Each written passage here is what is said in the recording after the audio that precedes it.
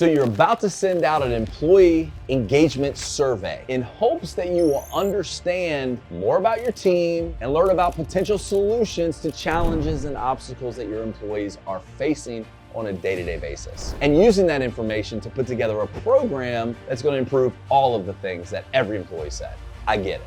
You're hoping that that's going to improve employee engagement across the board, right? Wrong. The only problem is employee surveys don't work. I've conducted these surveys myself. I've been with organizations that have had these surveys. I even have clients that still push out these surveys in hopes to finding all of the answers to all of the challenges that they have. Through dozens of leaders, hundreds of companies, employee surveys just don't work. If you want to improve employee engagement and improve your company culture, there is something else that you can do instead of an employee engagement survey. Today, we're going to talk about why employee surveys don't work and what you need to do instead of. And you can start doing this immediately following this video because you're going to learn how to get quality employee feedback and determine the solutions that go with that feedback. All of which will improve employee engagement, drive a better culture without sending one stinking survey. So let's dive into it. So here's the brutally honest truth about employee surveys that most people don't want to talk about. They really don't work. And I'm gonna give you the reasons why they don't work. Employee surveys take too long to create. They take too long to actually fill out the surveys. Usually they're like 45 minutes to an hour just to fill out the survey. And then you're gonna collect and compile all of the data from the survey and then hopes of finding some common themes where you get maybe 2 or 3 programs that you're gonna put together to combat the challenges that you've learned about on the survey. But wait, Clay, I thought only like a third of employees actually take and fill out employee surveys. If you get 40% of your employees to fill out an employee survey, you're probably doing pretty well. If you get higher than that, fantastic. But how many times have you filled out a survey only to wait 4, 5, 6 months or longer to see the results of the survey? Those are so many challenges to employee surveys, and there's a better way to do it. Because think about it. Employee surveys are usually anonymous. So if you're only getting a third of your employees to fill out an anonymous survey, how do you know if your top producers or your best employees or your engaged employees are actually the ones that are filling out the survey? If it's truly anonymous, you don't. So think about it. These surveys are anonymous. You're only getting a third of the employees to respond, and you're not even sure if your engaged and top producers are even filling out the survey. In fact, usually the people that love filling these surveys out are the ones that want to complain about all the things that they don't like. And those traditionally are not the employees that you want to retain. So the responses come back bundled, they come back in groupthink, and therefore the solutions have to be put out that way. And no offense to HR, human resources is usually the group that's driving the employee surveys, not the leaders. So what should organizations be doing instead? They should be doing stay interviews. And the reason that organizations should be doing stay interviews and conducted by the leaders is exactly that. They're conducted by the leader where solutions can immediately be implemented. If you're not familiar with a stay interview consists of 5 questions, very simple, and it takes you roughly 15 or 20 minutes to conduct a stay interview. And the purpose of a stay interview is to identify ways to help engage the employee. It also helps with developing trust and psychological safety, which ultimately all lead to retaining your top talent. And when it comes to the 4 steps of connecting with employees to build deeper relationships, stay interview is just one of the 4 steps, but it's the most important of the 4 because you will learn things that impact the employee at the individual level. And oh, by the way, you'll know who's saying it, so it's not anonymous. And more importantly, you'll get to hear from the top producers. You'll get to hear from those that you know that are engaged. And you'll be able to address the true challenges that you need to take on as an organization. So one day a few years ago, I was in the process of conducting stay interviews. And usually what I used to do was I would conduct 4 or 5 in a given day. And I gotta be honest, that's probably not the best way to do and conduct a stay interview because they do get long, you become very mechanical, robotic, and honestly, for me, I tune out, which is not a great thing to do. But with that being said, In this particular day, I think I was on like number 4 interview. And I knew the person coming in was a top producer, someone we had just recently promoted. This employee was a single mom who we had hired from the retail side of industry and really was performing very well. She was a great asset to the organization. So I knew that this stay interview was going to be a very easy stay interview, but it also taught me a valuable lesson. So I fly through the first 3 questions and get to the 4th question, which essentially is, tell me the last time that you considered leaving the organization. So I mow through the question and I'm about ready to go to question number 5, and I'm taking notes on what she says.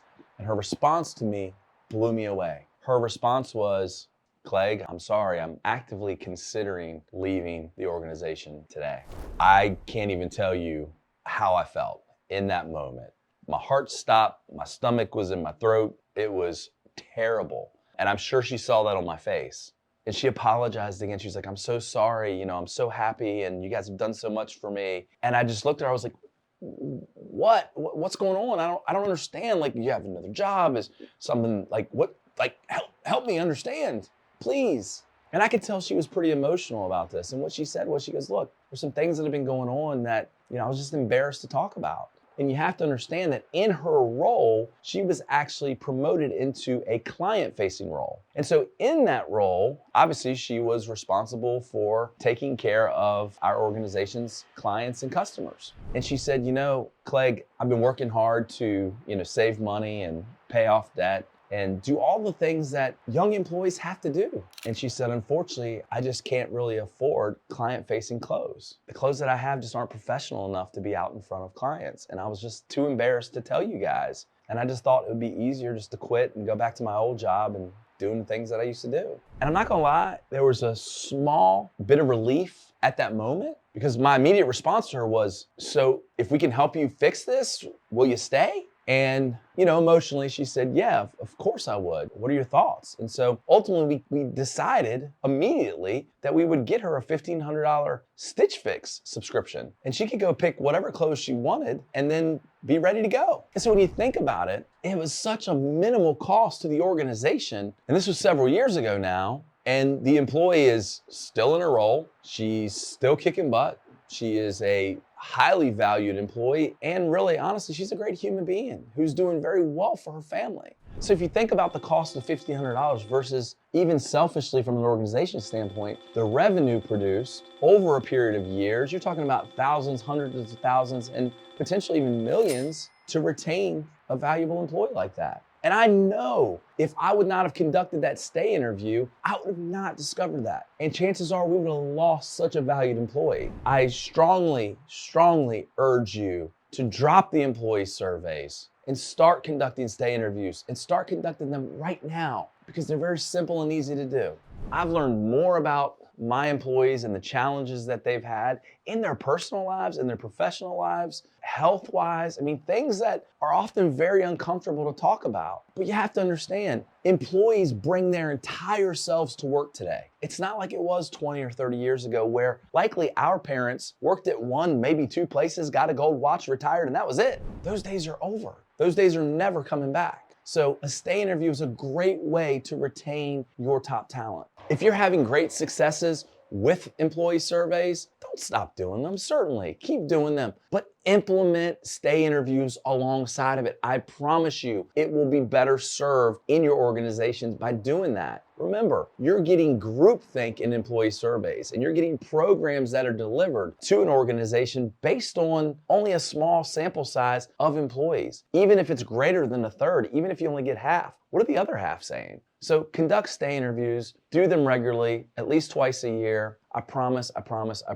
you won't be sorry. Because I've never heard an employee that said, well, hey, Clegg, I hate my boss, I hate my job, but you know what? I'm not gonna quit. I'm gonna stick around for that Starbucks gift card on an employee appreciation week. I've never heard that, and I'm betting you have not either. So conduct stay interviews, they're very critical. Now this portion of the video is where we do our Q&A. We take the most popular questions that we get, we narrow it down to 3 of them that we conduct inside of these videos. The first question is, what if employees are hesitant to share their true feelings? And how do we create a more trusting environment so that they're comfortable doing such? Honestly, this is the whole entire purpose of a stay interview, is to help them get comfortable. Once an employee understands that the entire organization is committed to stay interviews and the tremendous value that come out of them, and more importantly, when they see that you immediately try and work on the challenges that they're having to provide solutions for them, they're gonna easily jump on board to stay interviews, and it's gonna start developing trust immediately.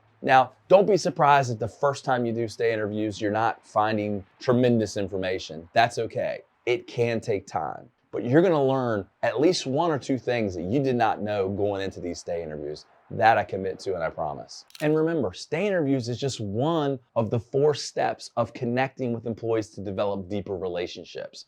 And it's the most important of the 4, but it's one of 4. Our second question is, are stay interviews suitable for all sizes of organizations? And the answer is absolutely yes. Whether you have an organization of 3 employees or an organization that has 3,000 employees, as long as you have a leader that's conducting the stay interviews, not human resources, and once again, no offense, HR, you are a great support mechanism, but that is how you should be used, as a support piece to leaders, not as the leader of the stay interviews. But as long as you have those leaders, stay interviews are absolutely critical and can be conducted across the entire organization. And I highly, highly, highly recommend that you do so, regardless of the size of the organization. The third and final question is, how do stay interviews contribute to the long-term sustainability of retention and great cultures? And honestly, very similar to the first 2 questions, stay interviews are just a part of the process. As long as you're involved as the leader and adopting solutions based on the individual employees,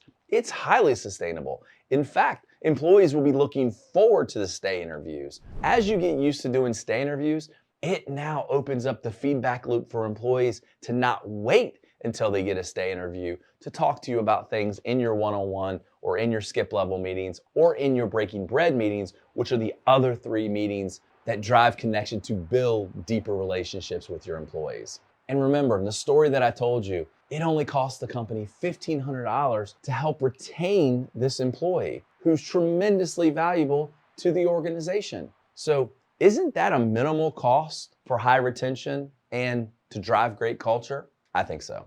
As usual, feel free to like, comment, and share. We love getting feedback. We love getting messages from people that watch the videos. Make sure you subscribe to our YouTube channel so that you can get all things leadership development.